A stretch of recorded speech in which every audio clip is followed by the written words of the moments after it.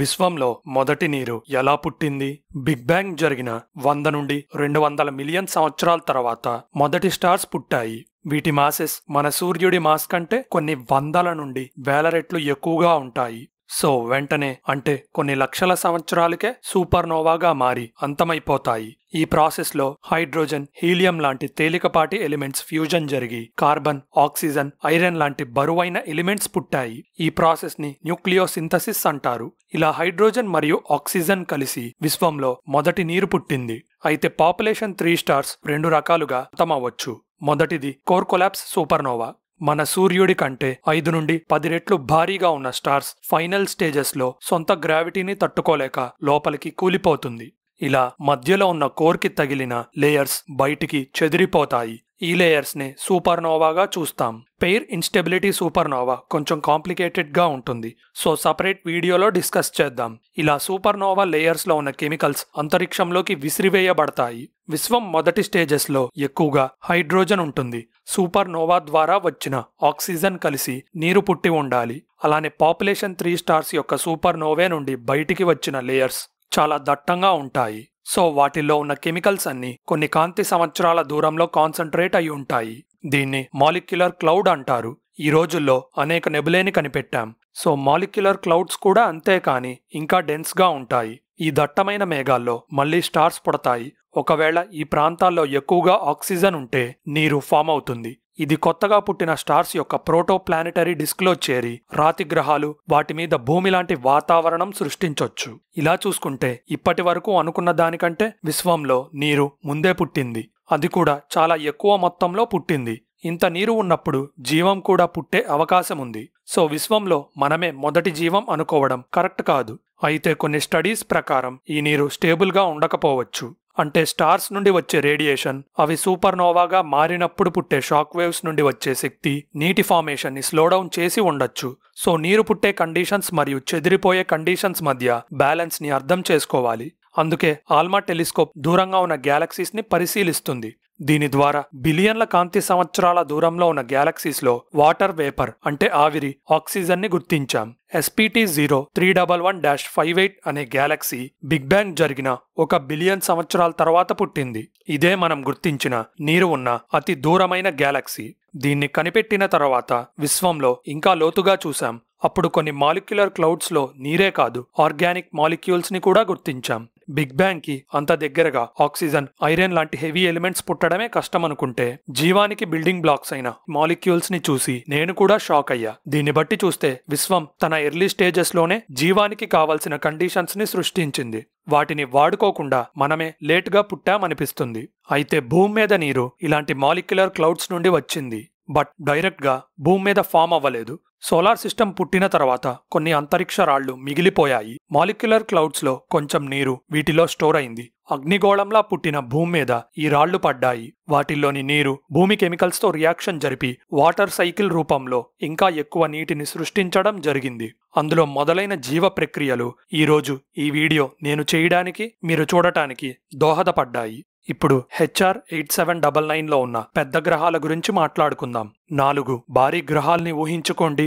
ఒక్కోటి జూపిటర్ కంటే పెద్దది. వింతగా వీటి స్టార్ చుట్టూ ఒక పెద్ద దుమ్ము మేఘం ఉంటుంది. గ్రహాలు ఆ మేఘం బయట తిరుగుతాయి. అసలు ఇంత వింతగా ఆ సిస్టమ్ ఎలా పుట్టింది? ఆ గ్రహాల్లో జీవముందా? ఈ సిస్టమ్ ని జేమ్స్ వెబ్ కనిపెట్టింది. అయితే HR 8799 పుట్టుకని వివరించడం అంత ఈజీ కాదు. అందులోని స్టార్ మాస్ మన సూర్యుడి మాస్ కంటే 1.5 రెట్లు ఎక్కువగా ఉంటుంది. అలానే 5 రెట్లు కాంతివంతంగా మెరుస్తుంది. మన సూర్యుడు పుట్టి 460 కోట్ల సంవత్సరాలైంది. కానీ HR 8799 స్టార్ వయసు కేవలం 30 మిలియన్ సంవత్సరాలే. సో అది ఇంకా యంగ్ ఏజ్ లోనే ఉంది. అయితే దీని చుట్టూ ఒక దుమ్ము మేఘం ఉంది. మామూలుగా అయితే ఒక స్టార్ పుట్టిన తర్వాత చాలా పదార్థం మిగిలిపోతుంది. ఇదంతా స్టార్ చుట్టూ రింగ్లా చేరుతుంది. ఈ రింగ్ నే ప్రోటో ప్లానెటరీ డిస్క్ అంటారు. ఈ డిస్క్ లోని పదార్థం కలిసి గ్రహాలు, చంద్రుళ్లుగా మారతాయి. ఇదే పద్ధతిలో HR 8799 సిస్టంలోని 4 గ్రహాలైన HR 8799b, C, D, E పుట్టాలి. ఆ స్టార్ కి అతి దగ్గరి గ్రహం HR 8799e. దీని దూరం 45 ఆస్ట్రోనామికల్ యూనిట్స్. రెండవది HR8799D. దీని దూరం 100 ఆస్ట్రోనామికల్ యూనిట్స్. ఇక HR8799C మరియు B ఏకంగా 190 మరియు 460 ఆస్ట్రోనామికల్ యూనిట్స్ దూరంలో ఉంటాయి. వీటితో కంపేర్ చేస్తే సోలార్ సిస్టంలో అత్యంత దూరమైన గ్రహం నెప్ట్యూన్ 30 ఆస్ట్రోనామికల్ యూనిట్స్ దూరంలో ఉంటుంది. జూపిటర్ వాతావరణంలోనే టెంపరేచర్స్ 1000 డిగ్రీస్ దాటితే ఇవన్నీ జూపిటర్ కంటే పెద్ద గ్రహాలు. సో వీటి టెంపరేచర్స్ 1200 డిగ్రీస్ వరకు ఉండొచ్చు. అయితే కోర్ ఎక్రీషన్ పద్ధతి ఈ గ్రహాల పుట్టుకను వివరిస్తుంది. ప్రోటోప్లానెటరీ డిస్క్ లో గ్రావిటీ ద్వారా ఒకటైన రాళ్లు గ్రహం యొక్క కోర్ గా ఏర్పడతాయి. ఈ కోర్ ఒక సైజ్ కి చేరుకున్నాక వాయువుల్ని అట్రాక్ట్ చేసి ఒక గ్యాస్ గ్రహంగా మారుతుంది. అయితే కోర్ ఎక్రీషన్ చాలా స్లోగా జరుగుతుంది. సో 30 మిలియన్ సంవత్సరాల్లో జూపిటర్ అంత గ్రహాలు ఏర్పడటం కష్టం. సో వీటి ఫార్మేషన్ ని గ్రావిటేషనల్ ఇన్స్టెబిలిటీ మోడల్ మరో రకంగా వివరిస్తుంది. స్టార్ పుట్టిన తర్వాత ప్రోటోప్లానెటరీ డిస్క్ చాలా వేడిగా ఉంటుంది. కొన్ని లక్షల సంవత్సరాలకు అది చల్లబడుతుంది. అప్పుడు డిస్క్లోని కొన్ని ప్రాంతాలు గ్రావిటేషనల్ గా అన్స్టేబుల్ గా మారి వేగంగా గ్రహాలుగా మారిపోతాయి. ఈ ప్రాసెస్ లో కొన్ని వేల సంవత్సరాలు చాలు పెద్ద పెద్ద గ్రహాలు పుట్టడానికి. ఇంత ఫాస్ట్ గా పుట్టే గ్రహాలు చాలా అన్స్టేబుల్ గా ఉంటాయి. కానీ HR8799 గ్రహాలు స్టేబుల్ ఆర్బిట్స్ లో పీరియాడికల్ గా ఆ స్టార్ చుట్టూ తిరుగుతున్నాయి. సో అసలు కథ వేరే ఉండొచ్చు. ఇక్కడే జేమ్స్ వెబ్ మన స్టోరీలోకి ఎంటర్ అవుతుంది. HR8799 నుండి వచ్చే లుమినాసిటీ అంటే కాంతి హెచ్చు తగ్గులు, ఆ కాంతిలో ఏ వేవ్లెన్స్ ఉన్న కాంతులు ఉన్నాయో డిటెక్ట్ చేయడం ద్వారా జేమ్స్ వెబ్ ఆ గ్రహాల సైజ్, వయసు మరియు వాటి వాతావరణంలో ఏ కెమికల్స్ ఉన్నాయో కనిపెట్టింది. అంటే HR8799 స్టార్ నుండి వచ్చే కాంతి గ్రహాల మీద పడినప్పుడు వాతావరణంలో ఉన్న కెమికల్స్ అబ్జార్బ్ చేసుకుని ఒక పర్టిక్యులర్ వేవ్ లెంత్ లో వదులుతాయి. ఆ కాంతి ద్వారా గ్రహాల అట్మాస్ఫెరిక్ కాంపోజిషన్ అర్థమవుతుంది. అయితే ఈ గ్రహాలు HR8799 స్టార్ తో ఎలా ఇంటరాక్ట్ అవుతున్నాయి? ఇక్కడ మీన్ మోషన్ రెజొనెన్స్ అనే కాన్సెప్ట్ గురించి మాట్లాడుకోవాలి.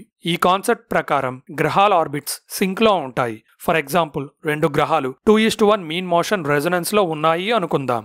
అంటే ఒక గ్రహం తన స్టార్ చుట్టూ 2 సార్లు ఆర్బిట్ చేసే సమయంలో దాని తర్వాత గ్రహం ఒకసారి ఆర్బిట్ చేస్తుంది. ఇలా మన సోలార్ సిస్టంలో నెప్ట్యూన్ మరియు ప్లూటో 3:2 మీన్ మోషన్ రెజొనెన్స్ లో ఉంటాయి. ఇలానే HR8799 లో 1:2:4:8 పర్ఫెక్ట్ రెజొనెన్స్ ఉంది. అంటే HR8799B ఒక ఆర్బిట్ కంప్లీట్ చేసే సమయంలో C ఏమో 2 ఆర్బిట్స్, D ఏమో 4 ఆర్బిట్స్, E ఏమో 8 ఆర్బిట్స్ కంప్లీట్ చేస్తాయి. అయితే ఇలాంటి రెజొనెన్స్ న్యాచురల్ గా డెవలప్ అవ్వడం కష్టం.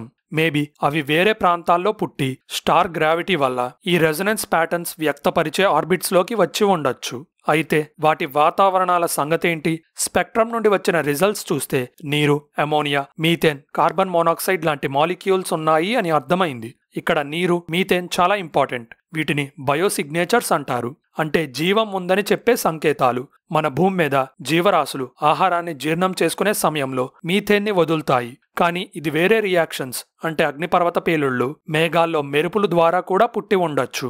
సో జీవం ఉంది అని ఖచ్చితంగా కన్ఫర్మ్ చెయ్యాలి అంటే వీటితో పాటు డైమిథైల్ సల్ఫైడ్ లాంటి కెమికల్స్ ఉండాలి.